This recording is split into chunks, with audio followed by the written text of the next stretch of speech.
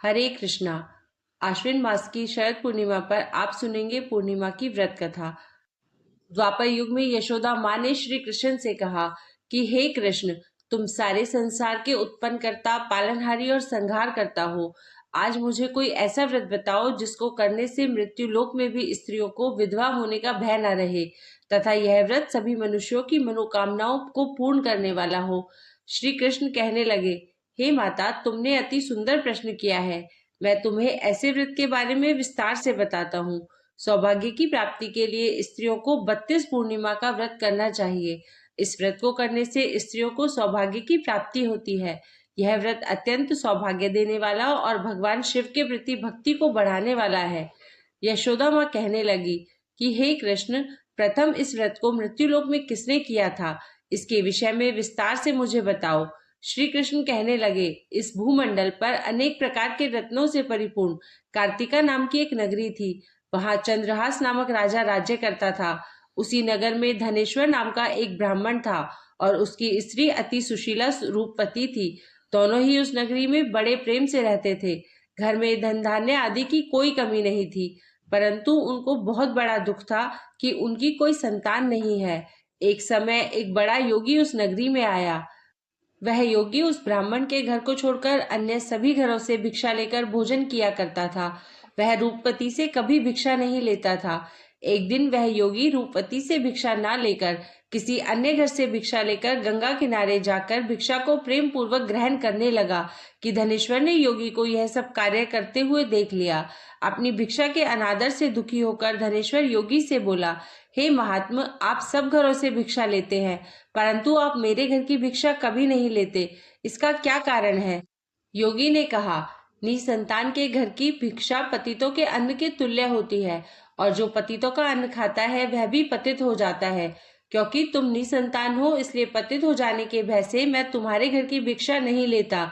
धनेश्वर योगी की यह बात सुनकर बहुत दुखी हुआ और हाथ जोड़कर योगी के पैरों पर गिर गया और कहने लगा, हे महाराज, यदि ऐसा है तो आप पुत्र प्राप्ति का उपाय बताइए। आप सर्वज्ञानी हैं, मुझ पर कृपा कीजिए। हे भगवान, मेरे घर में धन की कोई कमी नहीं है, परंतु मैं पुत्र ना होने के कारण अत्यंत दुखी हूँ। आप मेरे इस दुख का हरण करें।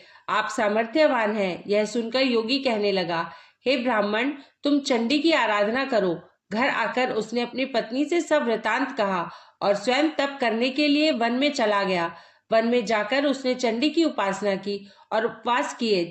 चंडी ने 16वें दिन उसको स्वप्न में दर्शन दिया और कहा, धनेश्वर, जा, तेरे घर पुत्र होगा, परंतु वह 16 वर्ष की आयु में ही मृत्यु को प्राप्त हो जाएगा। यदि तुम दोनों पति पत्नी 32 पूर्णमासियों का व्रत विधि पूर्वक करोगे तो वह दीर्घायु हो जाएगा। जितनी तुम्हारी सामर्थ्य हो, आटे के दिए बनाकर शिवजी भगवान का पूजन करना, परंतु पूर्णमासी के व्रत 32 होने चाहिए।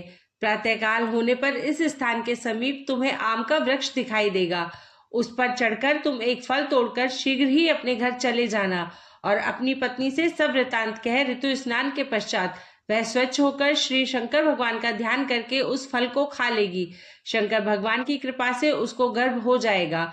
जब वह ब्राह्मण प्रातःकाल उठा तो उसने एक स्थान के पास ही आम का वृक्ष देखा जिस पर एक अत्यंत सुंदर आम का फल लगा हुआ था। उस ब्राह्मण ने उस आम के वृक्ष पर चढ़कर फल को तोड़ने का प्रयत्न किया, परंतु वृक्ष पर कई बार प्रयत्न करने पर भी वह चढ़ नहीं पाया। तब उस ब्राह्मण को बहुत चिंता हुई। तब विघ्न विनाशक श्री गणेश भगवान की वंदना करने लगा। हे दयानिधि, अपने भक्तों के विघ्नों का नाश करके उनके मंगल कार्य को करने वाले, दुष्टों का नाश करने वाले, रिद्धि सिद्धि प्रदान करने वाले, आप मुझ पर कृपा करके इतना बल दे कि मैं अपने मनोरथ को पूरा कर सकूं। इस प्रकार गणेश जी की प्रार्थना करने पर उनकी कृपा से धनेश्वर वृक्ष पर चढ़ गया और उसने सुंदर आम के फल को तोड़ लिया। और धनेश्वर ने सोचा कि वरदान से फल मिला था वो यही है और कोई फल तो दिखाई नहीं दे रहा। धनेश्वर ब्राह्मण ने जल्दी से घर जाकर अपनी पत्नी को वह फल दे दिया और उसकी पत्नी ने अपने पति के कहे अनुसार उस फल को खा लिया और वह गर्भवती हो गई। देवी जी की असीम कृपा से उसे एक अत्यंत सुंदर पुत्र उत्पन्न हुआ जिसका नाम उन्होंने देवी दास रखा। माता पिता के हर्ष और शोक के साथ वह बालक शुक्ल पक्ष के चंद्रमा की भांति अपने पिता के घर में बड़ा होने लगा। माता भवानी की कृपा से वह बालक बहुत ही सुंदर, सुशील व पढ़ने में भी बहुत निपुण हो गया। दुर्गा जी की आज्ञा के अनुसार उसकी माता ने 32 पूर्णमासी का व्रत रखना आरंभ कर दिया, जिससे उसका पुत्र बड़ी आयु वाला हो जाए। 16वां वर्ष लगते ही देवीदास के माता पिता को बड़ी चिंता हो गई कि कहीं उनके पुत्र की इस वर्ष मृत्यु ना हो जाए। इसलिए उन्होंने अपने मन में विचार किया कि यदि यह दुर्घटना उनके सामने हो गई तो वे कैसे सहन करेंगे। इसलिए उन्होंने देवीदास के मामा को बुलाया और कहा, हमारी एक बहुत बड़ी इच्छा है कि देवीदास 1 वर्ष तक काशी में जाकर विद्या अध्ययन करे और उसको अकेला भी नहीं छोड़ना है। इसलिए साथ में आप चले जाएं और 1 वर्ष के पश्चात इसको वापस ले आना। सब प्रबंध करके उसके माता पिता ने काशी जाने के लिए देवीदास को एक घोड़े पर बिठाकर उसके मामा के साथ भेज दिया, परंतु यह बात उसके मामा या किसी और से नहीं बताई। धनेश्वर तथा उसकी पत्नी ने अपने पुत्र की मंगल कामना तथा दीर्घायु के लिए भगवती दुर्गा की आराधना और पूर्णमासियों का व्रत करना आरंभ कर दिया। इस प्रकार बराबर 32 पूर्णमासी के व्रत को उन्होंने पूरा किया। कुछ समय पश्चात एक दिन वह मामा और भांजा मार्ग में रात बिताने के लिए किसी गांव में ठहरे हुए थे। उस दिन उस गांव में ब्राह्मण की अत्यंत सुंदर, सुशीला और गुणवती कन्या का विवाह हो रहा था। जिस धर्मशाला के अंदर वर और उसकी बारात ठहरी हुई थी, उसी धर्मशाला में देवीदास और उसके मामा भी ठहरे हुए थे। संयोगवश कन्या को तेल आदि चढ़ाकर मंडप आदि का कार्य किया गया तो लग्न के समय वर को धनुर्वात हो गया। इसलिए वर के पिता ने अपने कुटुंबियों से विचार विमर्श करके निश्चय किया कि यह देवीदास मेरे पुत्र जैसा ही सुंदर है, मैं इसके साथ ही लग्न करवा दूं और बाद में विवाह के अन्य कार्य मेरे लड़के के साथ हो जाएंगे। ऐसा सोचकर देवीदास के मामा से जाकर बोला कि तुम थोड़ी देर के लिए अपना भांजा हमें दे दो, जिससे विवाह के लग्न का सब कार्य सुचारू रूप से हो सके। तब देवीदास के मामा कहने लगे, जो कुछ भी वधू पक्ष से कन्यादान के समय वर को मिले वह सब हमें दे दिया जाए, तो मेरा भांजा इस बारात का दूल्हा बन जाएगा। यह बात वर के पिता ने स्वीकार कर ली और उसने अपना भांजा वर बनने के लिए भेज दिया और उसके साथ सब विवाह कार्य विधि पूर्वक संपन्न हो गए। पत्नी के साथ वह भोजन करने के पश्चात बहुत उदासीन और दुखी हो गया। उसने सब बातें जो वर के पिता और उसके मामा में हुई थी लड़की को बता दी। तब कन्या कहने लगी कि यह ब्रह्मा विवाह के विपरीत कैसे हो सकता है। देव, ब्राह्मण और अग्नि के सामने मैंने आपको ही अपना पति माना है, इसलिए आप ही मेरे पति हैं। मैं आपकी ही पत्नी रहूंगी, अन्य किसी की नहीं। देवीदास ने कहा, ऐसा मत कहिए, मेरी आयु बहुत कम है, मेरे पश्चात आपकी क्या गति होगी। इन बातों को अच्छी तरह विचार कर लो। परंतु वह दृढ़ विचारों वाली लड़की थी। वह बोली, जो आपकी गति होगी वह मेरी गति होगी। प्रातः काल देवीदास ने अपनी पत्नी को 3 नागों से जड़ी हुई एक अंगूठी दी, एक रुमाल दिया और बोला, हे प्रिय, इसे लो और संकेत समझकर स्थिर चित्त हो जाओ। मेरा मरण और जीवन जानने के लिए एक पुष्प वाटिका बना लो, उसमें सुगंधित होने वाली एक नव मल्लिका लगाओ और उसको प्रतिदिन जल से सींचा करो और आनंद के साथ खेलो कूदो और उत्सव मनाओ। जिस दिन मेरा प्रणात होगा यह फूल सूख जाएंगे और जब यह फिर से हरे हो जाए तो समझ लेना मैं जीवित हूँ। यह बात निश्चय करके समझ लेना, इसमें कोई भी संशय नहीं है। इतना कहकर देवीदास वहां से चला गया और प्रातःकाल होते ही वहां पर गाजे बाजे बजने लगे और जिस समय विवाह कार्य समाप्त करने के लिए वर तथा सब बाराती मंडप में आए तो कन्या ने वर को भली प्रकार से देखकर अपने पिता से कहा, यह मेरा पति नहीं है, मेरा पति वही है जिसके साथ रात्रि में मेरा पानी ग्रहण हुआ था। इसके साथ मेरा विवाह नहीं हुआ है। यदि यह वही पुरुष है तो बताइए कि मैंने इसको क्या दिया। वधू पक्ष और कन्या पक्ष कन्यादान के समय जो आभूषण आदि दिए गए थे वह दिखाए तथा रात में क्या गुप्त बातें मैंने इनसे कही वह सब सुनाइए। पिता ने उसके कहे अनुसार वर को बुलाया। कन्या की यह सब बातें सुनकर वह कहने लगा, मैं नहीं जानता। इसके पश्चात लज्जित होकर वह वहां से चला गया और सारी बारात भी अपमानित होकर वहां से लौट गई। भगवान श्री कृष्ण बोले, हे माता, इस प्रकार देवीदास काशी विद्या अर्जन के लिए वहां से चले गए और जब कुछ समय बीत गया तो काल से प्रेरित होकर एक सर्प रात्रि के समय उसको डसने के लिए वहां पर आया। उस विषधर के प्रभाव से उसके शयन का स्थान चारों ओर से विष की ज्वाला से विषैला हो गया, परंतु व्रत के प्रभाव से उसको काट नहीं पाया, क्योंकि पहले ही उसकी माता ने 32 पूर्णमासी के व्रत रखे थे। इसके बाद मध्याह्न के समय स्वयं काल वहां आया और उसके शरीर से प्राणों को निकालने का प्रयत्न करने लगा। जिससे वह मूर्छित होकर पृथ्वी पर गिर गया। उसी समय माता पार्वती के साथ भगवान शंकर वहां आ गए। उसको मूर्छित दशा में देखकर माता पार्वती जी ने शंकर जी से प्रार्थना की, हे महाराज, इस बालक की माता ने पहले ही 32 पूर्णिमा के व्रत पूरे किए हैं, जिसके प्रभाव से आप इसको प्राणदान दे। माँ भवानी के कहने पर भक्त वत्सल भगवान शिव जी ने उसको प्राणदान दे दिया। इस व्रत के प्रभाव से काल को भी पीछे हटना पड़ा और देवीदास स्वस्थ होकर बैठ गया। उधर उसकी पत्नी उसके काल की परीक्षा किया करती थी। जब उसने देखा उस पुष्प वाटिका में पुष्प कुछ भी नहीं रहे तो उसको अत्यंत आश्चर्य हुआ, लेकिन जब वह जैसे ही हरी भरी हो गई तो वह जान गई कि अब उसका पति ठीक ठाक है, वह जीवित हो गया है। यह देखकर वह बहुत प्रसन्न हो उठी। अपने पिता से कहने लगी, पिताजी, मेरे पति जीवित है, आप उनको ढूंढिए। जब 1.25 वर्ष व्यतीत हो गया तो देवीदास भी अपने मामा के साथ काशी से चला गया।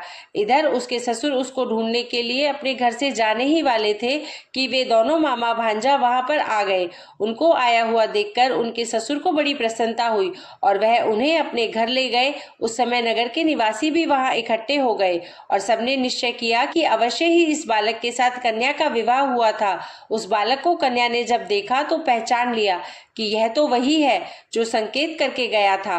कुछ दिन बाद देवीदास ने अपनी पत्नी और मामा के साथ अपने ससुर के घर से बहुत सारे उपहार लेकर अपने माता पिता के घर के लिए चल दिए।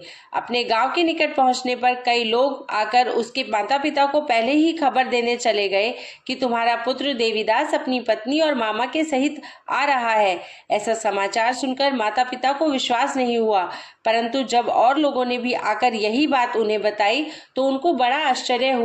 लेकिन थोड़ी देर में देवीदास ने आकर अपने माता पिता के चरणों में अपना सर रखकर प्रणाम किया और उसके पत्नी ने अपने सास ससुर के चरणों को स्पर्श किया तो माता पिता ने अपने पुत्र और पुत्रवधू को हृदय से लगा लिया और दोनों की आंखों में प्रेम अश्रु बहने लगे। अपने पुत्र और पुत्रवधू के आने की खुशी में धनेश्वर ने बड़ा ही भारी उत्सव किया और ब्राह्मणों को दान दक्षिणा देकर प्रसन्न किया। श्री कृष्ण भगवान कहने लगे, इस प्रकार धनेश्वर 32 पूर्णमासियों के व्रत के प्रभाव से पुत्रवान हो गया। जो भी स्त्रियां 32 पूर्णमासी के व्रत को करती हैं, वे जन्म जन्मांतर में वैधव्य का दुख नहीं भोगती और सदैव सौभाग्यशाली व पुत्रवती रहती है। व्रत करने वाला चाहे स्त्री हो या पुरुष, भगवान शंकर की कृपा से संसार के सकल आनंद भोग कर अंत में आवागमन रहित होकर शिवलोक को प्राप्त होता है। प्रेम से बोलिए श्री लक्ष्मी नारायण भगवान की जय, उमा महेश्वर भगवान की जय। अब आप सुनेंगे शरद पूर्णिमा की 2 पौराणिक कथाएं। पहली पौराणिक कथा के अनुसार माँ लक्ष्मी और भगवान विष्णु का आशीर्वाद प्राप्त करने के लिए एक साहूकार की 2 बेटियां महीने में आने वाली हर पूर्णमासी का व्रत किया करती थी। इन दोनों बेटियों में बड़ी बेटी पूर्णिमा का व्रत पूरे विधि विधान से करती थी, जबकि छोटी बेटी व्रत तो करती थी लेकिन नियमों में उस तरह से पालन नहीं करती थी।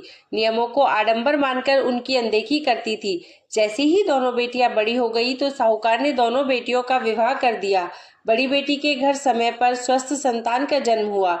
छोटी बेटी को भी संतान हुई, लेकिन उसकी संतान जन्म लेते ही दम तोड़ देती थी। जब उसके साथ ऐसा 2 से 3 बार हो गया तो उसने एक ब्राह्मण को बुलाकर अपनी पूरी व्यथा सुनाई और साथ ही इसका उपाय बताने के लिए भी कहा।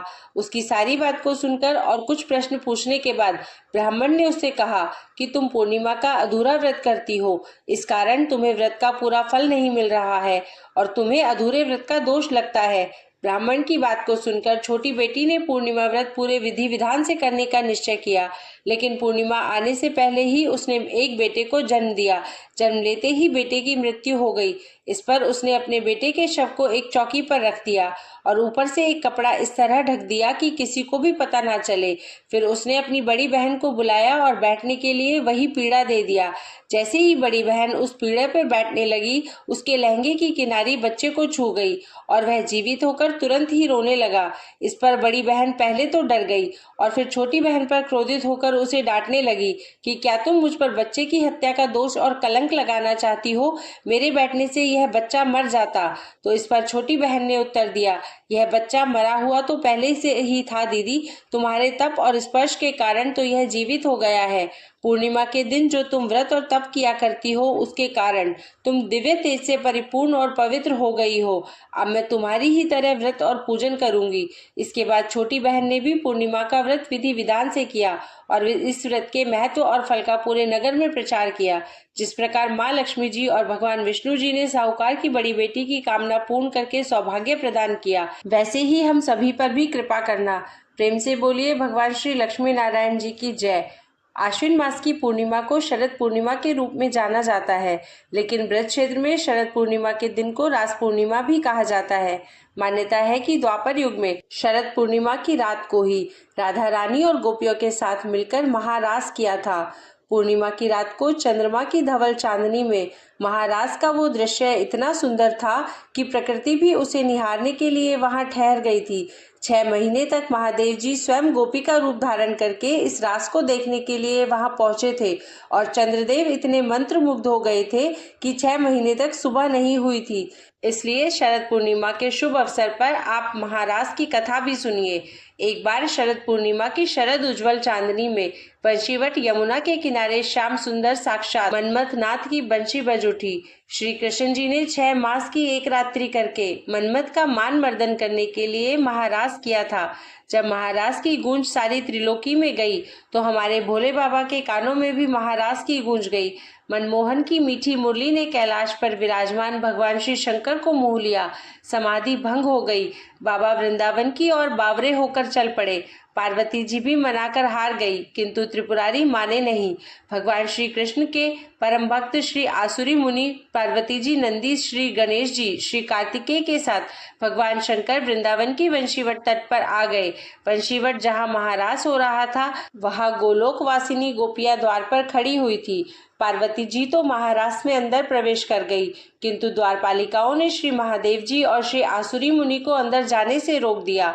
वे बोली, श्रेष्ठ जनों, श्री कृष्ण के अतिरिक्त अन्य कोई पुरुष इस एकांत महारास में प्रवेश नहीं कर सकता। तब श्री शिव जी बोले, देवियों, हमें भी श्री राधा कृष्ण जी के दर्शनों की लालसा है, अतः आप ही लोग कोई उपाय बताइए जिससे कि हम महाराज के दर्शन पा सके। तब ललिता नाम की एक सखी बोली, यदि आप महाराज देखना चाहते हैं तो आप गोपी बन जाइए। मानसरोवर में स्नान कर गोपी का रूप धारण करके महाराज में प्रवेश हुआ जा सकता है। फिर क्या था, भगवान शिव अर्धनारीश्वर से पूरे नारी रूप बन गए। यमुना जी ने 16 श्रृंगार भगवान शिव का कर दिया तो सुंदर चूड़ी, बिंदी, नुपुर, ओढ़नी और ऊपर से एक हाथ का घूंघट भी उन्होंने शिव जी का कर दिया। साथ में युगल मंत्र का उपदेश भगवान शिव के कान में दिया। प्रसन्न मन से वे गोपी वेश में महारास में प्रवेश कर गए। श्री शिव जी मोहिनी वेश में मोहन की रास स्थली में गोपियों के मंडली में मिलकर अतृप्त नेत्रों से विश्व मोहन की रूप माधुरी का पान करने लगे। नटवर वेशधारी श्री रास बिहारी, रासेश्वरी, रसमयी श्री राधा जी एवं गोपियों को नृत्य एवं रास करते हुए देखकर नटराज भोलेनाथ भी स्वयं ताता थैया करके नाच उठे। मोहन ने ऐसी मोहिनी बंशी बजाई कि सुध-बुध भूल गए। मुरली मनोहर से क्या कुछ छिपा है। भगवान कृष्ण शिव जी के साथ थोड़ी देर तो नाचते रहे, लेकिन जब पास पहुंचे तो भगवान बोले कि रास के बीच थोड़ा हास परिहास हो जाए तो रास का आनंद दोगुना हो जाएगा। भगवान बोले कि अरे गोपियों, तुम मेरे साथ कितनी देर से नृत्य कर रही हो, लेकिन मैंने तुम्हारा चेहरा देखा ही नहीं, क्योंकि कुछ गोपियां घूंघट में थी। गोपियां बोली कि प्यारे, आपसे क्या छुपा है, आप देख लो हमारा चेहरा। लेकिन जब भगवान शंकर ने सुना तो भगवान शंकर बोले कि यह कन्हैया को रास के बीच क्या सूझा, अच्छा भला रास चल रहा था, मुख देखने की क्या जरूरत थी। ऐसा मन में सोच रहे थे कि आज कन्हैया तो फजीहत पर ही तुला है। भगवान कृष्ण बोले कि गोपियों, तुम सब लाइन लगाकर खड़ी हो जाओ और मैं सबका नंबर से दर्शन करूंगा। भगवान शिव जी बोले, अब तो काम बन गया, लाखों करोड़ों गोपियां हैं, मैं सबसे अंत में जाकर खड़ा हो जाऊंगा। कन्हैया मुख देखते देखते थक जाएगा और मेरा नंबर भी नहीं आएगा। सभी गोपियां एक लाइन में खड़ी हो गई और अंत में भगवान शिव जी खड़े हो गए। जो कन्हैया की दृष्टि अंत में पड़ी तो कन्हैया बोले, नंबर इधर से शुरू नहीं होगा, नंबर उधर से शुरू होगा। तब भगवान शिव जी बोले कि यह तो मेरा ही नंबर आ गया। भगवान शिव जी दौड़कर दूसरी ओर जाने लगे तो भगवान कृष्ण गोपियों से बोले, गोपियों, पीछे किसी गोपी का मैं मुख दर्शन करूंगा। पहले इस गोपी का मुख दर्शन करूंगा जो मुख दिखाने में इतनी लाज शर्म कर रही है। इतना कहकर भगवान कृष्ण दौड़े और दौड़कर भगवान शिव को पकड़ लिया और घूंघट ऊपर किया और कहा, आओ गोपेश्वर आओ, आपकी जय हो। बोलिए गोपेश्वर महादेव जी की जय, भगवान शंकर जी की जय। श्री राधा आदि श्री गोपेश्वर महादेव के मोहिनी गोपी के रूप को देखकर आश्चर्य में पड़ गई। तब श्री कृष्ण ने कहा, राधे, यह कोई गोपी नहीं है, यह तो साक्षात भगवान शंकर है। हमारे महाराज के दर्शन के लिए इन्होंने गोपी का रूप धारण किया है। तब श्री राधा कृष्ण ने हंसते हुए शिवजी से पूछा, भगवान, आपने यह गोपी वेश क्यों बनाया? तब भगवान शंकर बोले, प्रभु, आपकी यह दिव्य रसमय प्रेम लीला महाराज देखने के लिए गोपी रूप मैंने धारण किया है। इस पर प्रसन्न होकर श्री राधा जी ने श्री महादेव जी से वर मांगने को कहा तो श्री शिव जी ने यह वर मांगा, हम चाहते हैं कि यहाँ आप दोनों के चरण कमलों में सदा ही हमारा वास हो। आप दोनों के चरण कमलों के बिना हम कहीं अन्यत्र वास नहीं करना चाहते। इसके बाद सुंदर महारास हुआ है। भगवान कृष्ण ने कथक नृत्य किया और भगवान शिव ने तांडव नृत्य, जिसका वर्णन अगर माँ सरस्वती भी करना चाहे तो नहीं कर सकती हैं। खूब आनंद आया। भगवान कृष्ण ने ब्रह्मा की एक रात्रि ले ली, लेकिन गोपियां इसे समझ नहीं पाई। केवल अपनी गोपियों के प्रेम के कारण कृष्ण ने रात्रि को बढ़ाकर इतना दीर्घ कर दिया कि गोपियों ने एक रात कृष्ण के साथ अपने प्राणप्रिय पति के रूप में बिताई। लेकिन यह कोई साधारण रात नहीं थी, ब्रह्मा जी की रात्रि थी और लाखों वर्षों तक चलती रही। आज भी वृंदावन में निधि वन में प्रतिदिन भगवान श्री कृष्ण रास करते हैं। कृष्ण के लिए सब कुछ करना संभव है, क्योंकि वह भगवान है। इस प्रकार भगवान ने महारास लीला को किया है। सुखदेव जी महाराज परीक्षित से कहते हैं, राजन, जो इस कथा को सुनते हैं उसे भगवान के रसमय स्वरूप का दर्शन होता है। उसके अंदर से काम हटकर श्याम के प्रति प्रेम जागृत होता है और उसका हृदय रोग भी ठीक होता है। जब भोलेनाथ जी ने भगवान श्री कृष्ण और राधा रानी से वरदान मांगा था, तब भगवान श्री कृष्ण ने तथास्तु कहकर कालिंदी के निकट निकुंज के पास वंशीवट के सम्मुख भगवान महादेव जी को श्री गोपेश्वर महादेव के नाम से स्थापित कर विराजमान कर दिया। श्री राधा कृष्ण और गोपी गोपियों ने उनकी पूजा की। कहा कि ब्रिज वृंदावन की यात्रा तभी पूर्ण होगी जब व्यक्ति आपके दर्शन कर लेगा। आपके दर्शन किए बिना यात्रा अधूरी रहेगी। भगवान शंकर वृंदावन में आज भी गोपेश्वर महादेव के रूप में विराजमान है और भक्तों को अपने दिव्य गोपी वेश में दर्शन दे रहे हैं। गर्भगृह के बाहर पार्वती जी, श्री गणेश जी, श्री नंदी जी विराजमान है और आज भी संध्या के समय भगवान का गोपी वेश में दिव्य श्रृंगार होता है। जय श्री कृष्ण, जय भोलेनाथ।